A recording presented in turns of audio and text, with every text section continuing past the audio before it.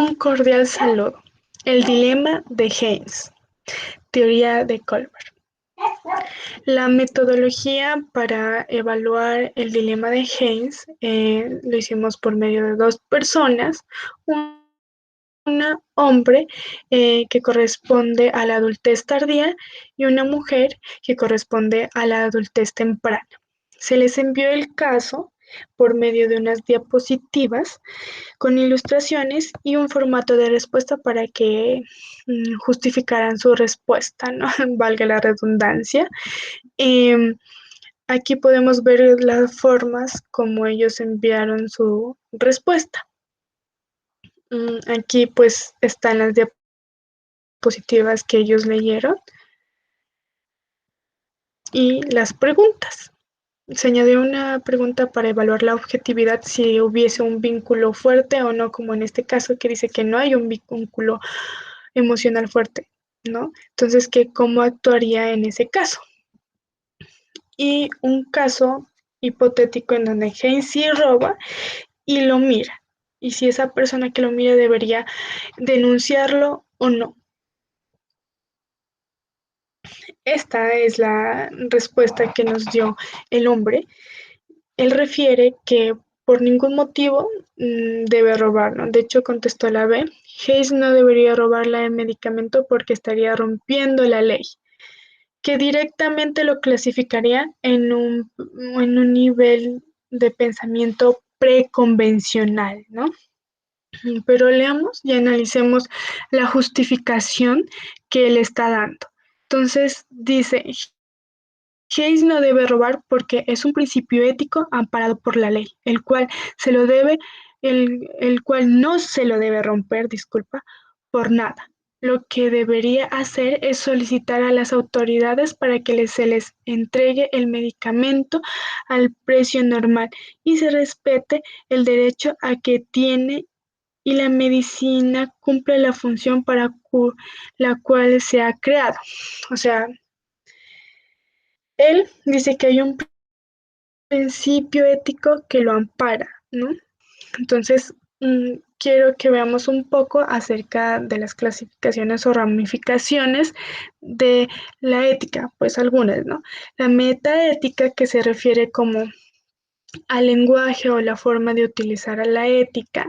Luego se encuentra la ética normativa, que prácticamente vienen siendo aquellos aspectos que justifican que una acción o justificación sea correcta, ¿no? A través de una norma, ¿no? Entonces, aquí la norma vendría siendo no robar, que compone una norma tanto legal, porque corresponde pues al hurto que no se debe hacer, también religiosa, que hay un mandamiento que dice no robar, y social, que una persona que roba pues no es socialmente aceptada, ¿no? Entonces, eso esa es la justificación por la cual él dice que es correcto su respuesta, ¿no? Y además de que hay pues entidades que lo respaldan.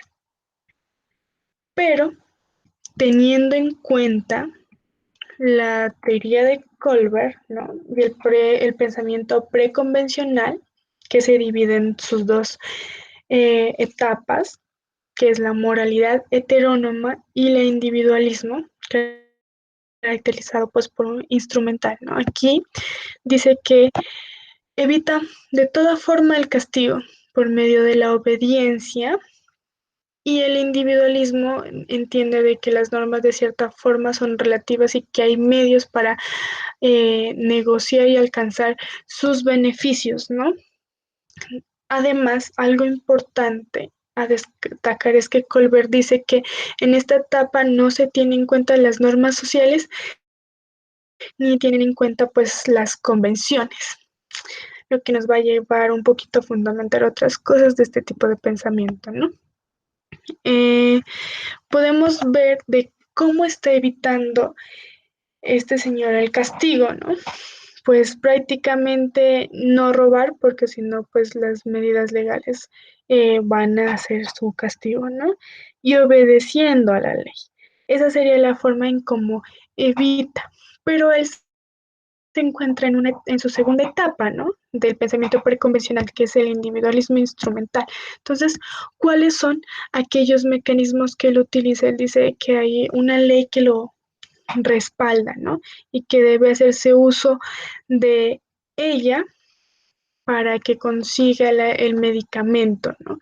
Entonces, hay otro aspecto importante, que es que dice que el pensamiento convencional surge de las normas externas. O sea, ¿por qué? Porque el individuo no las ha interiorizado, sino que hay un ente externo que obliga a que se cumpla esa norma, que en este caso vendría siendo la ley. Pero teniendo en cuenta lo que Colbert dice, de que no se han interiorizado esas normas sociales, eh, pues entonces este sujeto no directamente clasificaría en un pensamiento eh, preconvencional, sino que posiblemente esté en un pensamiento convencional en su primera etapa, que es expectativas interpersonales, ¿no? Que de hecho él dice que ahí es donde el niño alcanza la empatía. ¿Y por qué digo eso? El hecho de que esta persona entienda que hay derechos que pueden defender y respaldar a Haynes para conseguir la rebaja de este medicamento es, es un hecho empático y de que de cierta forma ha interiorizado la norma social, ¿no? Y si tenemos en cuenta otro tipo de respuestas como, por ejemplo, la tercera, a pesar de que la contestó mal, pero algunas ideas que puso ahí fueron importantes. Dice, dice que Hayes debería denunciar a Burns. En este caso creo que él se refiere al farmacéutico que se está aprovechando, ¿no? Entonces dice que se está aprovechando de las circunstancias. Entonces, eso significa que sí ha interiorizado esas normas. Además que está teniendo en cuenta una posible desventaja, que es el que no, el medicamento no funcione porque es reciente y es nuevo, ¿no? Y algo chévere es de que en el pensamiento convencional se entiende como la utilidad de esas convenciones o normas, ¿no? Para mantener el orden social. Entonces dice, por eso él prefiere irse por una por una conducta regular, ¿sí? Entonces, primero hago un derecho de petición a, al señor, no se pudo de que me hiciera una alternativa, pues entonces procedo a la denuncia y hacer valer mis derechos. O los derechos, en este caso, los derechos de la esposa de Hayes, que también se encuentra en el pensamiento convencional. Entonces, yo diría que por estos motivos, él se encuentra en un pensamiento convencional en su primera etapa, a pesar de que la opción por A, B, C lo clasificaría directamente en un pensamiento preconvencional.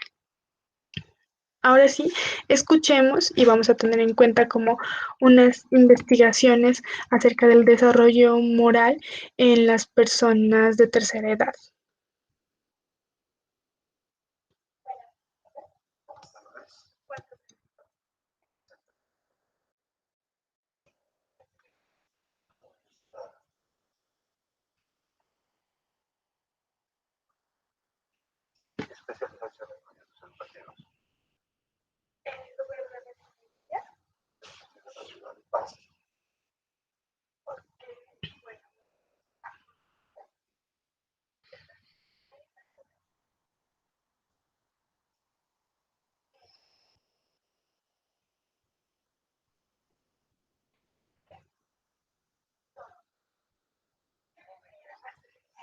A.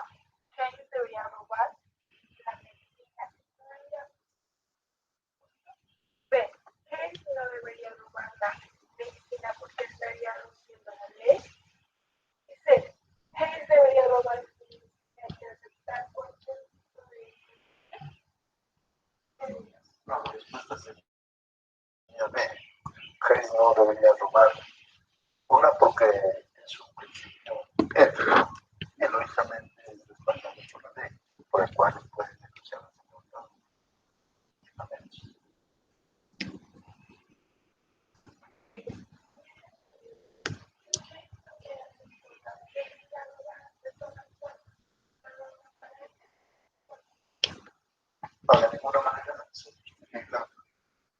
esa clase de vínculos,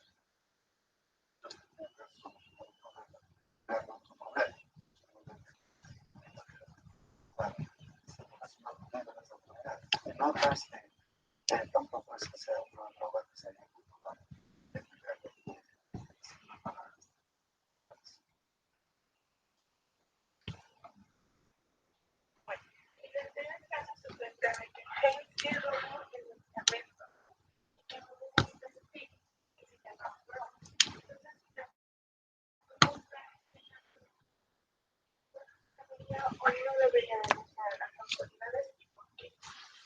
Lo más seguro es que denuncie a las autoridades, pero realmente no sería partir de eso porque él está convencido de eso. Bueno, como pudimos escuchar, hay otra partecita que él dijo que es importante para poder justificar de que sí está en un pensamiento convencional en su primera etapa. Como decía, en esta etapa entienden la utilidad de esas convenciones o normas sociales, ¿no? Para el orden social. Y entonces él dice que ¿para qué va a robar si el robar le va a causar otro problema, además de que su esposa esté enferma, ¿no? Y que posiblemente pues el medicamento tal vez no sea efectivo porque sea nuevo, entero. Entonces, como podemos ver, al decir esto de que no hay que buscarse otro lío, también es porque está entendiendo como ese orden social pues tenga un orden social, ¿no? Y de que pues también estaría evitando el castigo, ¿no? O sea, dice de que estos principios o estas etapas, una vez adquiridas, pues ya no va a ser como que las pierdas, ¿no? Entonces van en interacción de los dos tipos de pensamiento, ¿no? Entonces ya adquirió el pensamiento preconvencional y está en etapa primera de convencional, a pesar de que pues su etapa de maduración pues es alta y su nivel educativo también. Mm, es alto, que según Colbert dice que estas personas usualmente pueden llegar a tener un pensamiento convencional por la experiencia y la sabiduría que pueden llegar a adquirir a través del tiempo, ¿no? Eso es lo que él plantea, pero como vemos en este caso, pues este juicio moral, pues no es aún más duro, pero sí corresponde a un convencional. Con respecto a los estudios, este estudio que miramos en la parte última, fue un estudio a 60 personas entre edades de los 65 hasta los 68. ¿Y qué resultó? Resultó pues de como podemos ver, ninguna de las personas pues estuvo un pensamiento preconvencional en la etapa 1, pero sí hubieron como unas personas que tuvieron un pensamiento preconvencional pero estando en la etapa 2. Y vemos que nosotros ya se encuentran, ¿no? Entonces ya está en el convencional, hay un porcentaje alto y también está en el postconvencional. Estos colores están relacionados con la gráfica o bueno, con el pastel que podemos ver acá. Y aquí vemos que hay aspectos fundamentales como el que más se caracteriza para este razonamiento moral es lo que piensa la familia en un 46%, seguida de coherencia personal. Pero algo a tener en cuenta es de que el porcentaje más bajo es la solidaridad y preocupación social, ¿no?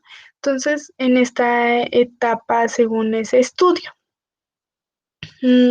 también puedo justificar de que él se encuentra en un pensamiento convencional porque él desempeñó un trabajo como coordinador disciplinario, en donde pues tenía que cumplir normas y ciertos roles. Entonces, al tener ese rol, ese cargo de ser coordinador disciplinario, pues por supuesto le iba a importar lo que los otros pensaran, como por ejemplo su familia, ¿no? Lo que esperaba de él, por ejemplo, que opinase de que no debe de robar y llevar por un conducto regular legal, que sería pues denunciar, llevar a cabo las legalidades, que es característico de un pensamiento convencional en su primera etapa.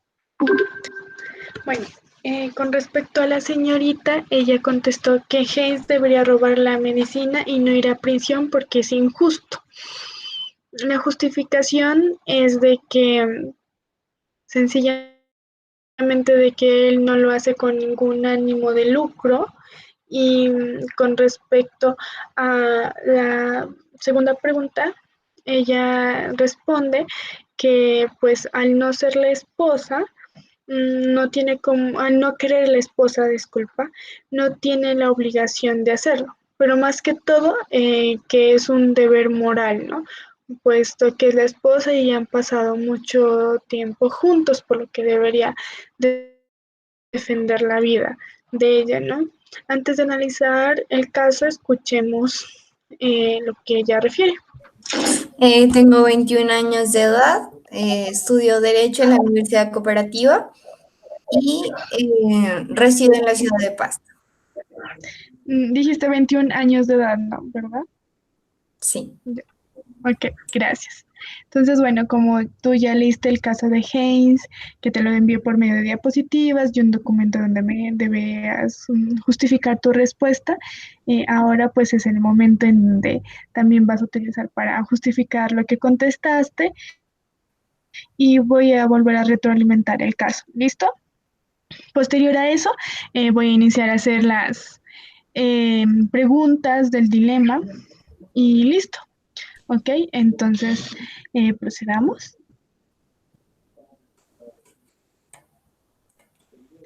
Eh, bueno, en este momento ya necesito que me respondas qué debería hacer Haynes, ¿no? Entonces las opciones son A. Haynes debería robar la medicina y no ir a prisión porque es injusto. Haynes no debería robar la medicina porque estaría rompiendo la ley. Haynes debería robar la medicina y aceptar cualquier tipo de condena. Cuéntame, Mónica, ¿qué piensas? Bueno, en mi opinión, eh, escogería la A. Haynes debería robar la medicina y no ir a prisión porque es injusto. Mm, Debido a que, bueno, según el caso planteado, lo puedo justificar en dos partes. Primero, pues, puede ser no debería robar porque es una conducta inadecuada, pero lo que va a prevalecer aquí va a ser la vida de su esposa y además, pues por otra parte, sería difícil que se configure el delito de hurto, porque pues en ningún momento su pensamiento ha sido eh, con ánimo de lucrarse.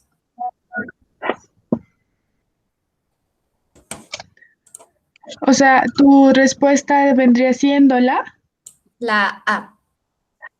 listo, o sea, por el hecho de que no se está lucrando, sino haciendo como un bien mayor, como es la vida, Ujú. ¿sí? Ok, listo.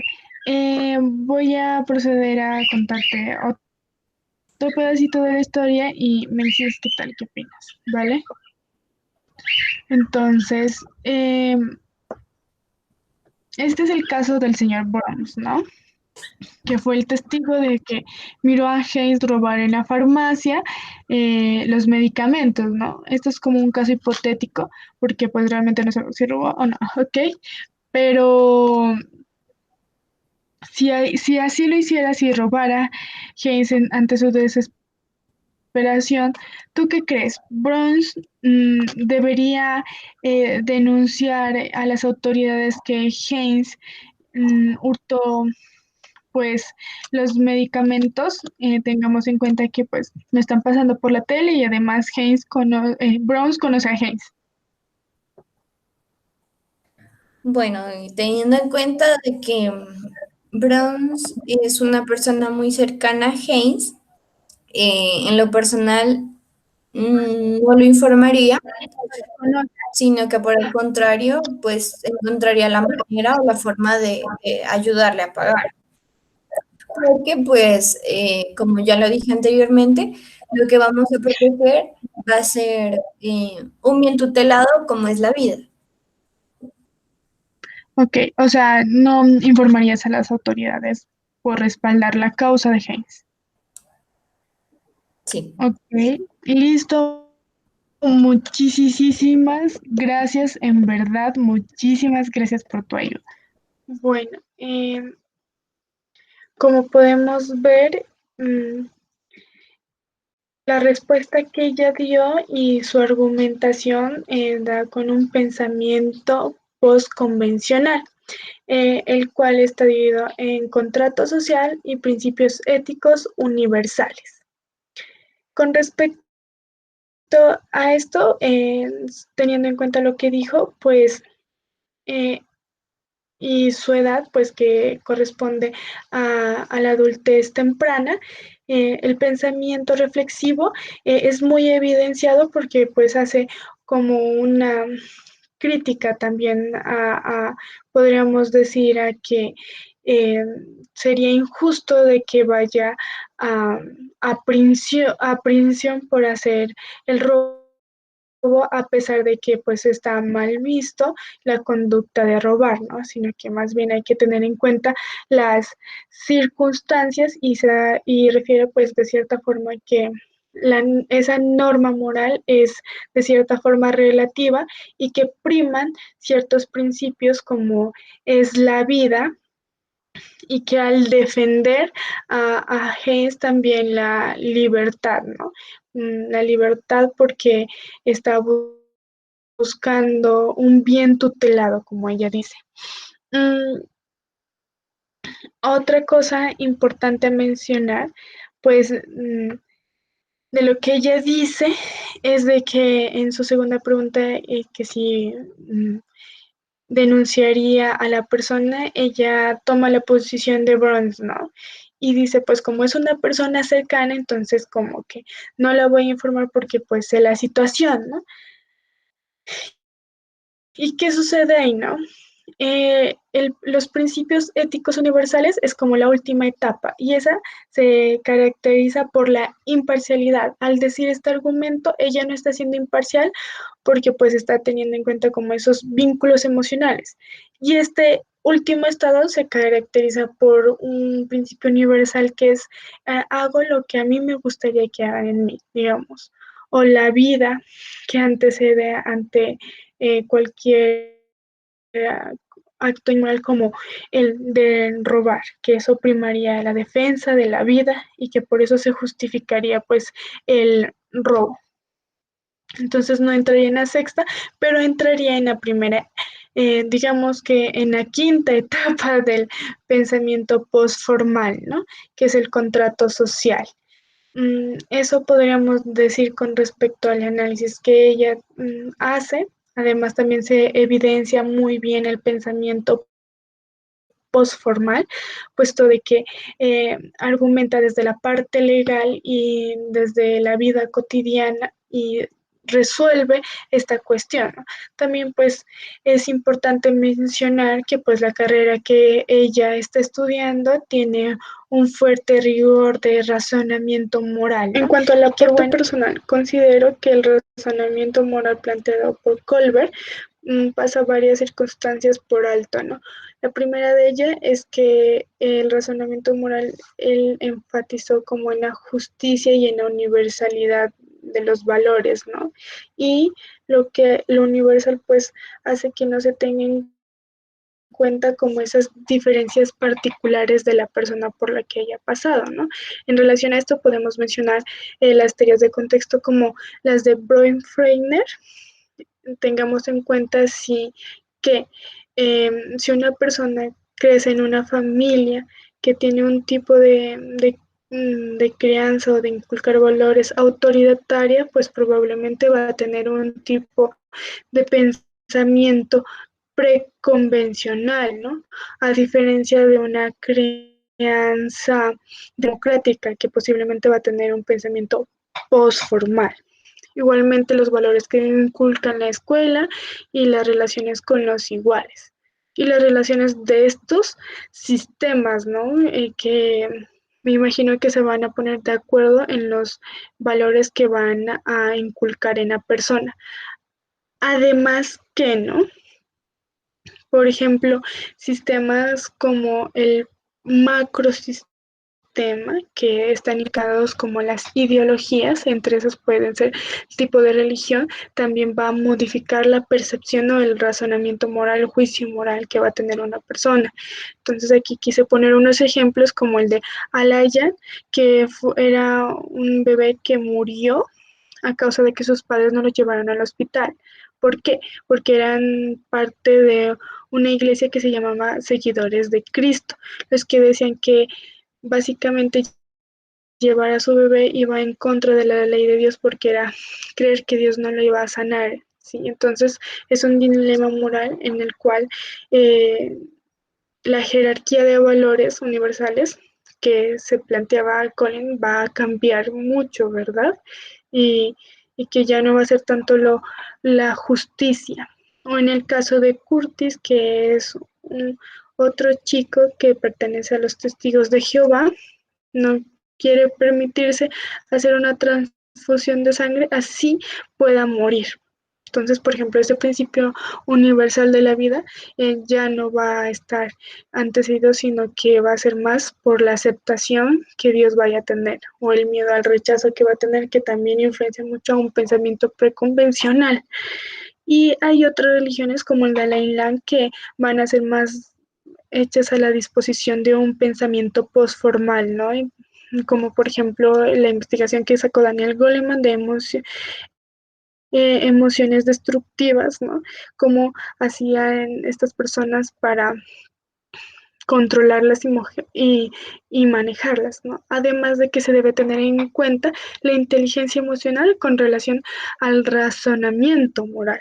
Entonces quiero decir de que ciertamente ese razonamiento moral que se da hipotéticamente por las situaciones que plantean Kohlberg no necesariamente significa que vaya a ser la réplica de un comportamiento exacto de lo que se pensó, ¿sí?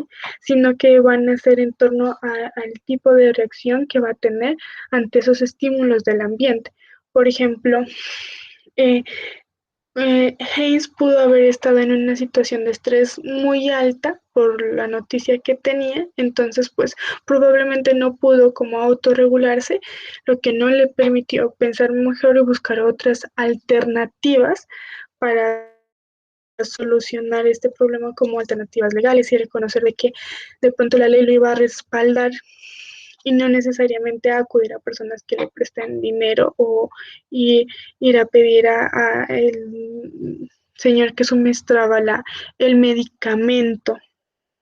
Y pues en relación también a lo del contexto, pues hay que tener en cuenta como la cronología, ¿no? En ese tiempo es muy diferente al de ahora, ¿no? Entonces, ahora contamos como procesos legales como la tutela en donde podemos demandar y hacer valer nuestros derechos y hay muchos derechos que validan como lo primordial la salud, ¿no?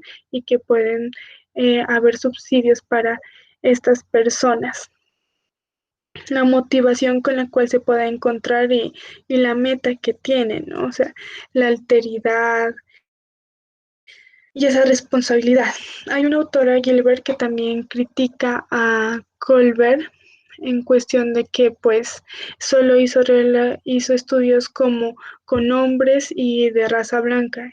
que pues tampoco está teniendo como esas diferencias individuales que afectan a la interpretación o al razonamiento moral, por ejemplo, el hecho de ser hombre o mujeres, ¿no?